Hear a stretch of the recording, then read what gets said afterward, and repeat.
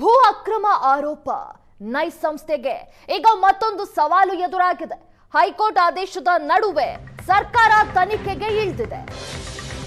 ಸರ್ಕಾರದ 6 ಜನ ಸಚಿವರಿಂದ ನೈಸ್ ರೋಡ್ ತನಿಖೆಗೆ ಆದೇಶವನ್ನ ನೀಡಲಾಗಿದೆ. ಡಿಸಿಎಂ ಅಧ್ಯಕ್ಷತೆಯಲ್ಲಿ ನೈಸ್ ರೋಡ್ ವಿವಾದಗಳ ಪರಿಶೀಲನೆಯನ್ನ ಮಾಡಲಾಗುತ್ತೆ. ನೈಸ್ ಯೋಜನೆಗೆ ಸಂಬಂಧಿಸಿದ ಒಪ್ಪಂದದ ಉಲ್ಲಂಘನೆಯಾಗಿದೆ. ನೈಸ್ ಯೋಜನೆಗೆ ಸಂಬಂಧಪಟ್ಟಂತೆ ಈಗ ಸವಾಲುಗಳು ಎದುರಾಗ್ತಾ ಇದೆ. ಇದೇ ವಿಚಾರವಾಗಿ ತನಿಖೆಗೆ ಸಚಿವ ಸಂಪುಟದ ಉಪ ಸಮಿತಿ ರಚನೆಯನ್ನ ಮಾಡಿದೆ ಸರ್ಕಾರ. ಡಿಸಿಎಂ ಪರಮೇಶ್ವರ್ ಅಧ್ಯಕ್ಷತೆಯಲ್ಲಿ ಕೃಷ್ಣ ಬೈರೇಗೌಡ, ಮುನಿಯಪ್ಪ, ಎಂಬಿ ಪಾಟೀಲ್, ಜಾರಕಿಹೊಳಿ, ಬೈರತಿ ಸುರೇಶ್ ಒಳಗೊಂಡ ಸಮಿತಿ ಇದಾಗಿರುತ್ತೆ.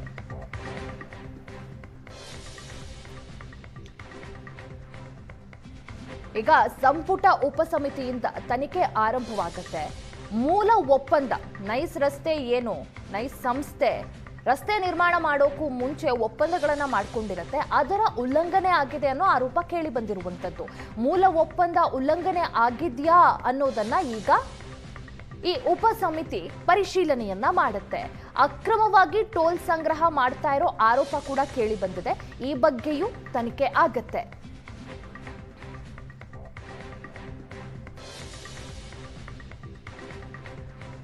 ಇವಾಗ ಈ ಭೂ ಅಕ್ರಮ ಆರೋಪಕ್ಕೆ ನೈಸ್ ಸಂಸ್ಥೆಗೆ ಈಗ ಮತ್ತೊಂದು ಸವಾಲು ಎದುರಾಗಿದೆ.